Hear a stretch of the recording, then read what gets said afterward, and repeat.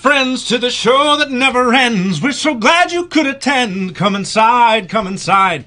Hey, it's Tuesday, and you're watching the Spread Aviation Tuesday night live stream. I'm Rob.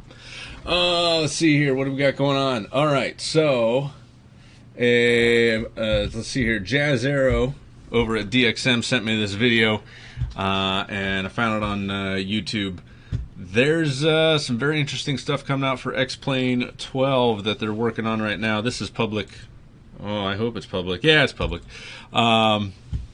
This is a public video that was posted by Austin Meyer, and some very interesting things are happening with computational power in X-Plane 12, or at least they're able to simplify a good amount of a very, very complicated, chaotic aerodynamic process. And one of the things that is showing some promise right now are the aerodynamic forces being modeled with the aircraft and its production. So here, just kind of right away, we can see a little bit of the lift vectors that are being produced at different stations along the wing, and they've simplified it down, but this is plenty adequate here. And you can see how, as we get out to the second section of the wing, where we have a planform change on the Cessna 172 wing, how you get a bit of a spike in the lift vectors, and then it tails off to decreasing out at the wingtips because we don't have as much surface area on the wing here. But really interesting things here on the tail. There's a little bit of lift, but you can see the downward lift being produced by the elevator. And what's happening here is we've got velocity indicated, knots indicated 66, equivalent airspeed, which is taking away compressibility, which is very interesting that there's compressibility down this slow, but whatever, I'm not worried about it. Knots true airspeed seems a little high. What altitude are they at? We don't know altitude with this, but I suppose you could get this indicated airspeed of 68 and a 101 true, a 32, 33 difference. I suppose you could get that at 15,000 or so. But anyway. Oh no, I have seen that airplane. Look, he's sending me photos. I have seen that airplane, but I can't remember where. Anyway, okay, so we do have a descent rate going on right now. Looks like they got 600 feet per minute down, so -4 horsepower. So the engine is at low power setting, probably idle, and the aircraft is 68, 67, 66. So slowing. AOA. Is AOA in here anywhere? No AOA. Not that I can tell.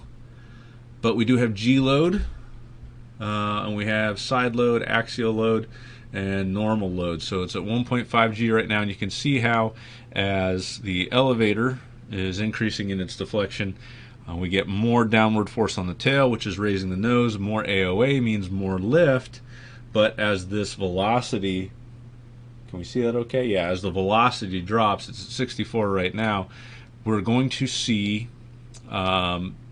lift drop off, or at least we should.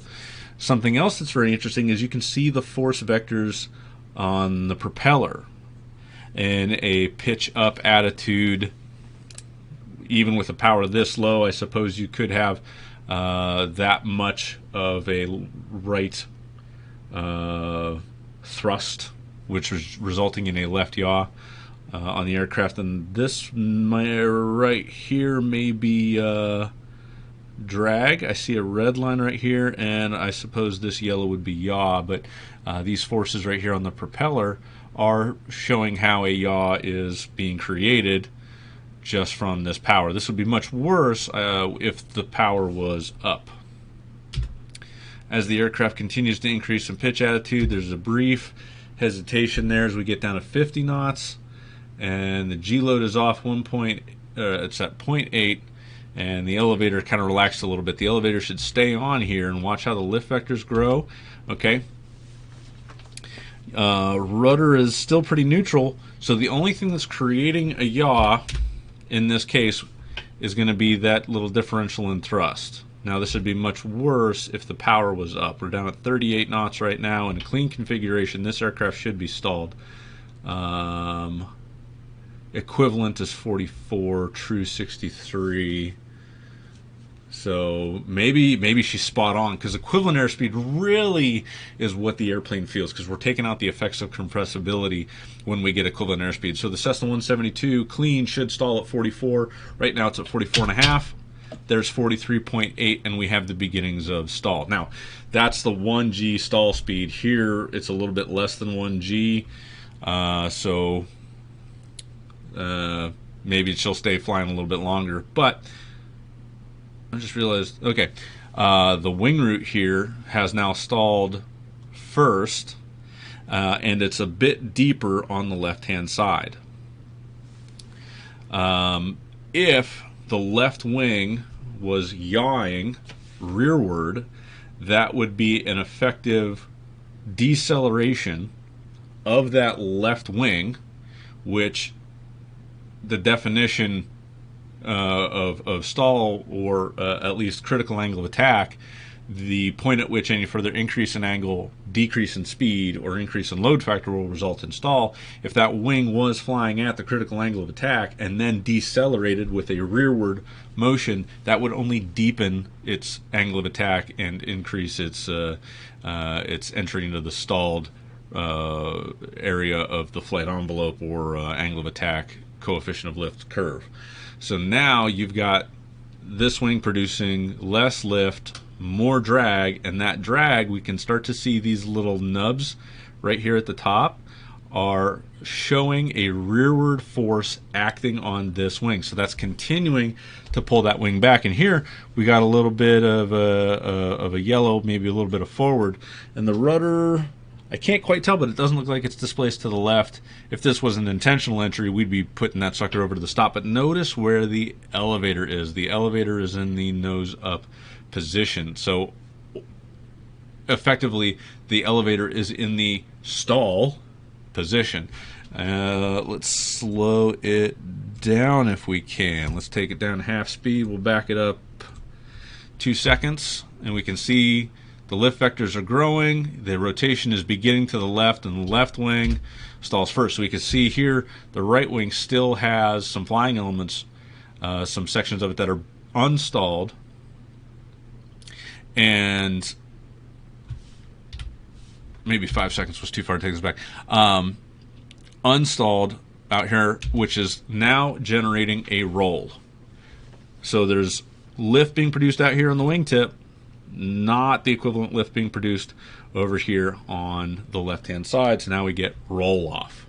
The aircraft is now in a yaw roll coupling, and here the right wing is beginning to accelerate. It's actually kind of unstalled at this point, but we can also see these vectors here, these rearward vectors, are showing the increase in induced drag that's happening on the retreating wing. So there's our half rotation point. The aircraft in the entry to incipient phase of a spin is unstable. It doesn't really want to be there. And if the elevator was relaxed at any point during this portion of the spin, the wing would unstall and try to start flying again. The problem is, if it happens right here, you're upside down and you have to unload, roll the aircraft to get it back upright. If you try to pull through from this position, you don't know exactly how much altitude that's going to take or how much altitude you have in order to make that recovery. Base to final, you're definitely dead here. So notice how the elevator remains in the full nose up, give me that stall position. And as we come back up to upright, we can see the lift vector, or the induced drag vectors, increasing again as we get our relative wind and our flight path are now kind of normalizing from being a straight ahead now to a downward with gravity flight path. And now the AOA of the aircraft, because now the flight path is down and the pitch attitude is down, the AOA actually reduced from a very, very high angle of attack, which was way beyond stall, to now a lower but still beyond critical angle of attack AOA. And that's causing an increase in lift, but also an increase in induced drag on the retreating wing and not so much on the advancing wing. So we can actually visualize these vectors. Now, what was really interesting there is we see this increase, this sudden whoop of the lift vectors. Whoop! You see that spike that just happened right there? What happens to the G load when that happens? 0.5, 0.5, 0.6, 7, 8, and whoop! I saw 1.1, 1.3, 1.28, 1.3. So we had a 0.8 G swing from a half positive up to a 1.3 positive as that wing suddenly bit a bunch of air, actually had a slightly lower angle of attack, gained a little bit of speed. True airspeed indicated 54, 58, 60. Yeah, right at that 1.3, we're suddenly doing 60 knots, 63, 64, 66, 70, and the G load is 1.8 at this point as things begin to accelerate. Let's take it back a little bit more here and let's just watch this spin develop.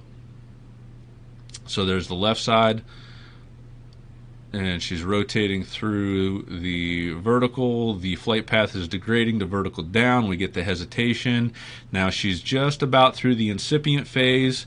172 stays in the incipient or unstable phase for a pretty long time, about a turn and a half, 2 turns. Let's take it back one more time. So there's a half. Let's see, she wanted to come out there. 1 half, 2 and a half, 3. She's developed. So at this point, ooh, the little hiccup there, which is not uncommon in the 172 with the spin. They really spin poorly. They don't want to be there. They really stay in the incipient phase, but that's about as close to developed as you're going to get with the aircraft.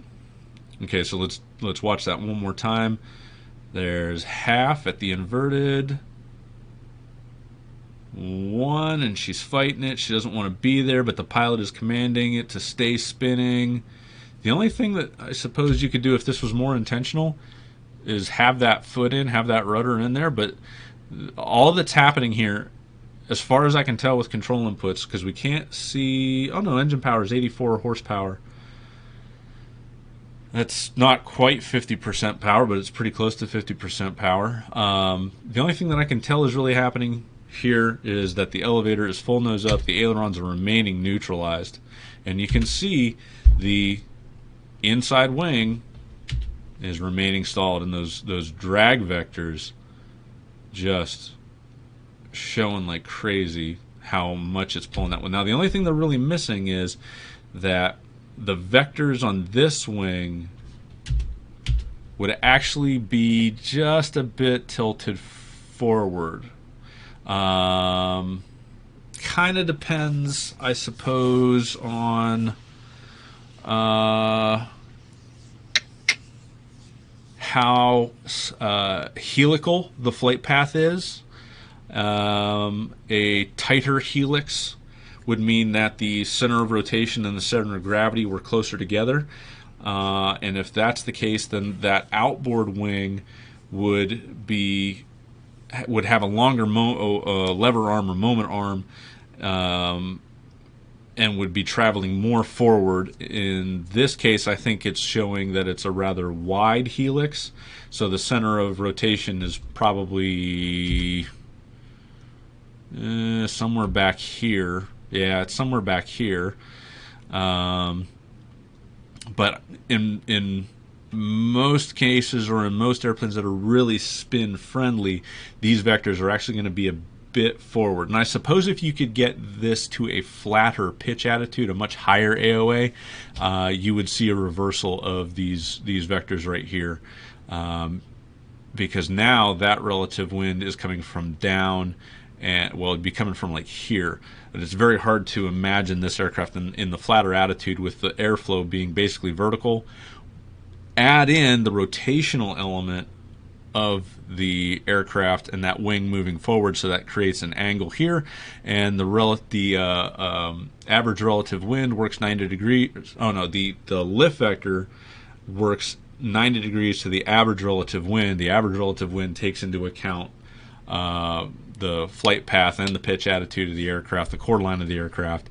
So we would have a 90 degree or a relative wind that was, say, here on the wing, and then a 90 degree angle here, and anything forward of vertical according to the aircraft's vertical axis would then be creating a force forward, essentially a thrust on the outboard wing, helping to feed that rotation. So if they could get this flatter, and you can see the helix here and how the flight path degrades from horizontal to vertical. Well, your relative wind is doing the exact opposite of what this is doing, or yeah, the exact opposite, because flight path is always, or relative wind is always equal and opposite to flight path. So as the flight path degrades to vertical, the relative wind goes from here to here to here to here. Now, this is pretty tight.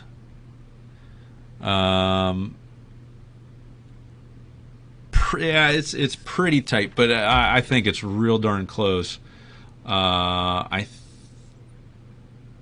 It's very interesting, because if you have really this much lift vector, it's going to be pulling the airplane to the outside of the circle as well, because there's nothing to kind of harness it in here. So this is quite interesting.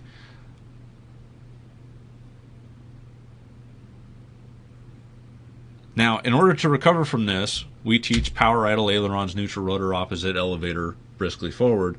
And in some airplanes, you don't need to go like hard forward. Some you just need to return to neutral. The Cessna 172 is one that really, if you just back off a little bit, in general, as long as you're not in the developed phase for more than 3 turns, she's going to recover very, very quickly, and that wing is going to start flying again.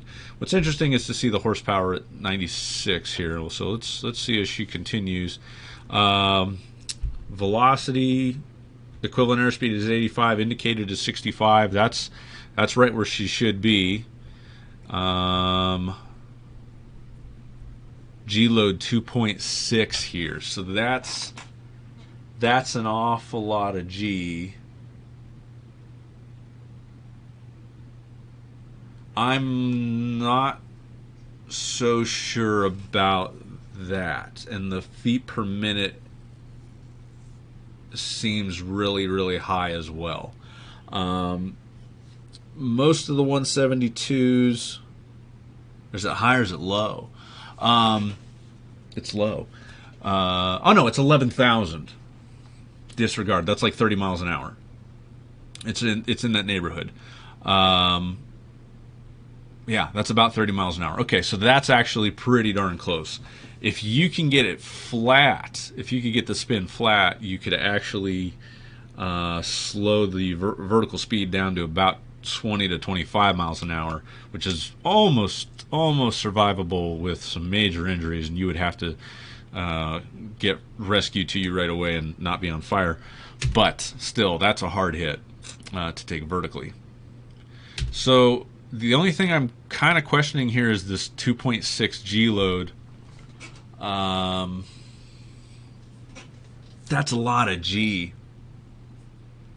That's a lot of G for right there. So normally, if you're in the developed phase of a spin, you're really only getting 1 G. You're only really feeling 1 G. It feels about like I'm sitting in this chair right now, or you're probably sitting in a chair wherever you are watching this video. So I think that's a little wonky, that 2.6 G. That seems really high. Also at 83 knots equivalent airspeed, I'm not sure that the wing has that much energy to generate that much G load. So I think that's a little wonky. But maybe that G is being measured right at the top of the wing, and it's not being measured through the vertical axis of the aircraft where you would feel it as the pilot. And I think it's a total of the forces that are generating the rotation there. But I don't think that would be felt G. That doesn't seem quite right. So here we can see the elevator is still pinned in the stalled position. Lift vectors on the tail are wrong. So they're showing up. Relative wind would be the camera angle is quite distorted. Is from here. Oh, okay, all right, well, maybe. That seems a little weird. That's a little suspect.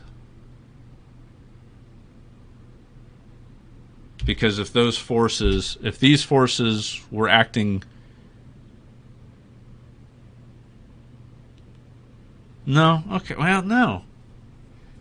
Because that should be pulling down to keep the nose up. If these were moving this way, the tail would be moving towards the top of the airplane and reducing the angle of attack. So those seem like a bit of an error.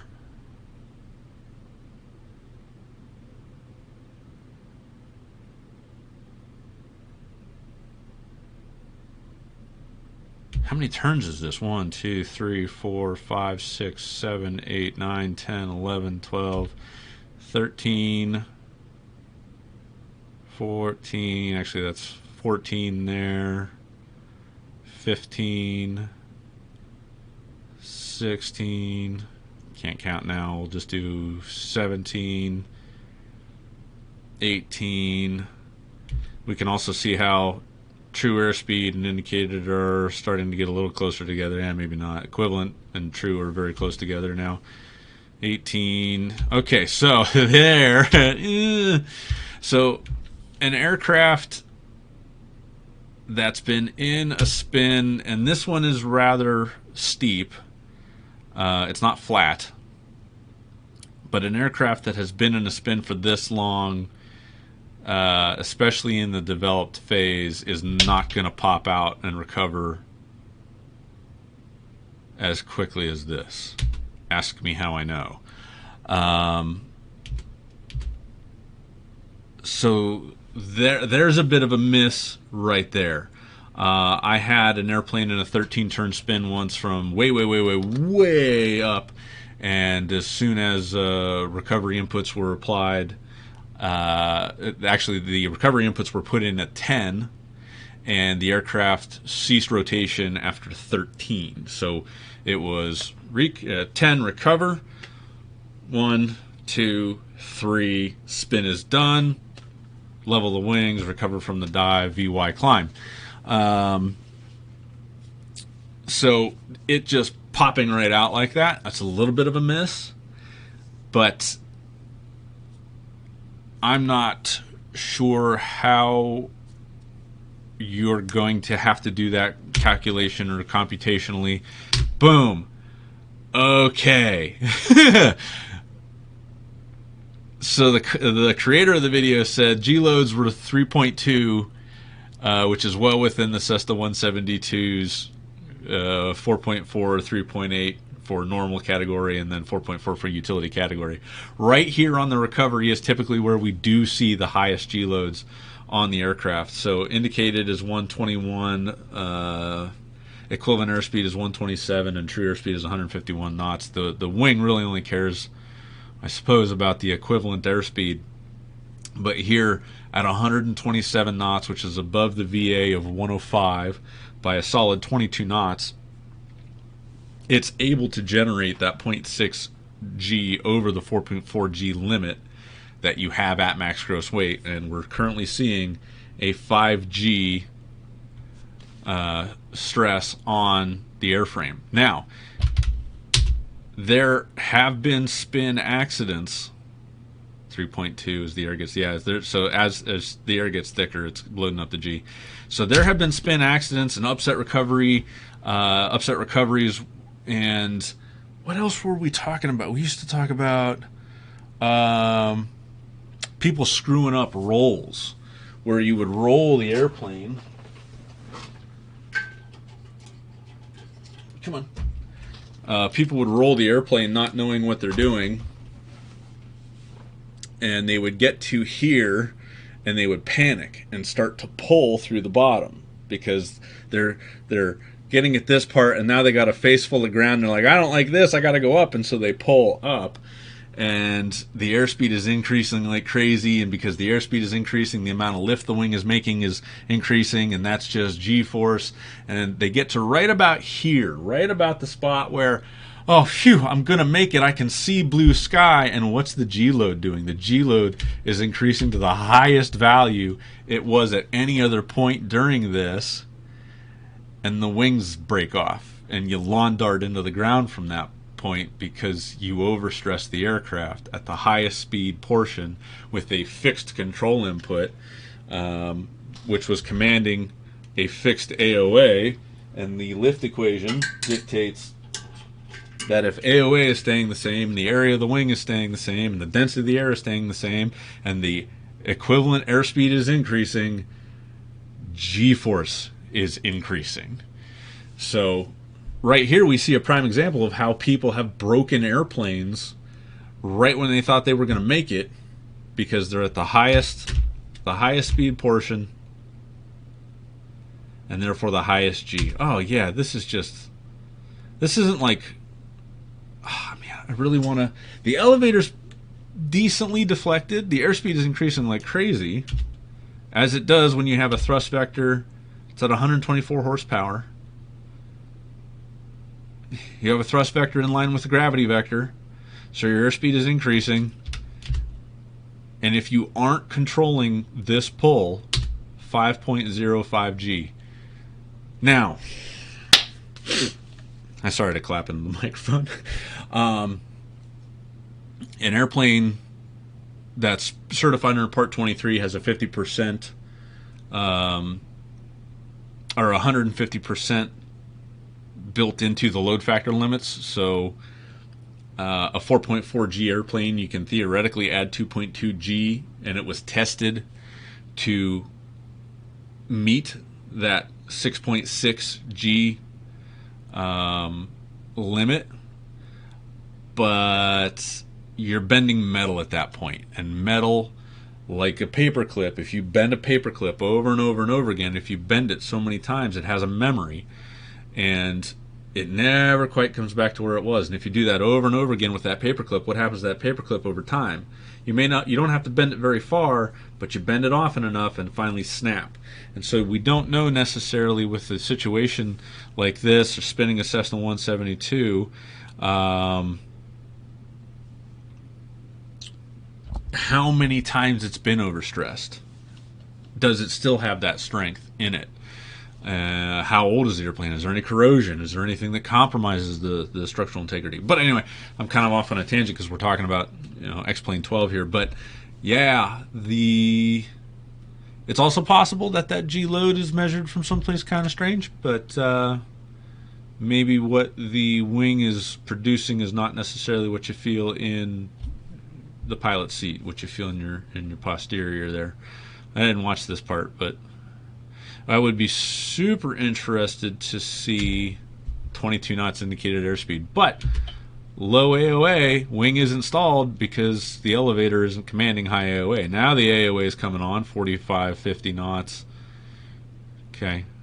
But I would be very interested to see if in a powered descent, if these vectors coming off the propeller shift, because in a nose down power on descent, like a cruise descent, the ascending blade creates more thrust, which generates a right yaw in American turning propellered engines, and you actually need left rudder in powered descents in order to maintain coordination due to P factor. The P in P factor stands for pitch.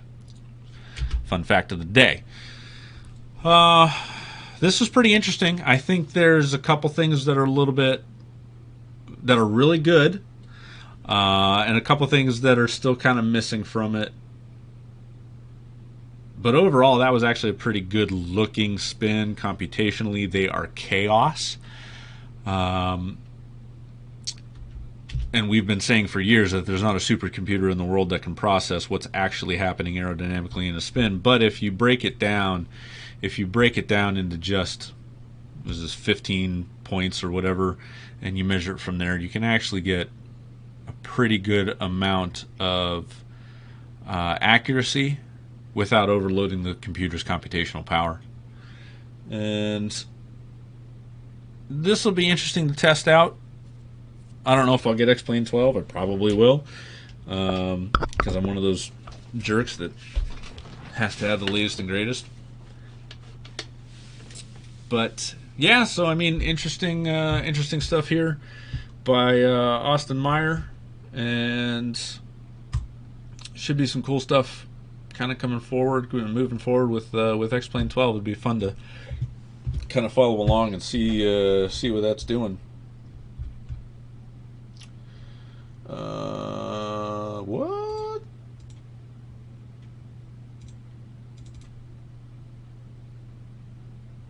That's weird. Okay. All right. Oh, my eyeballs. So. The headset went to sleep. It's still tracking, but it's not showing me anything. Hold on.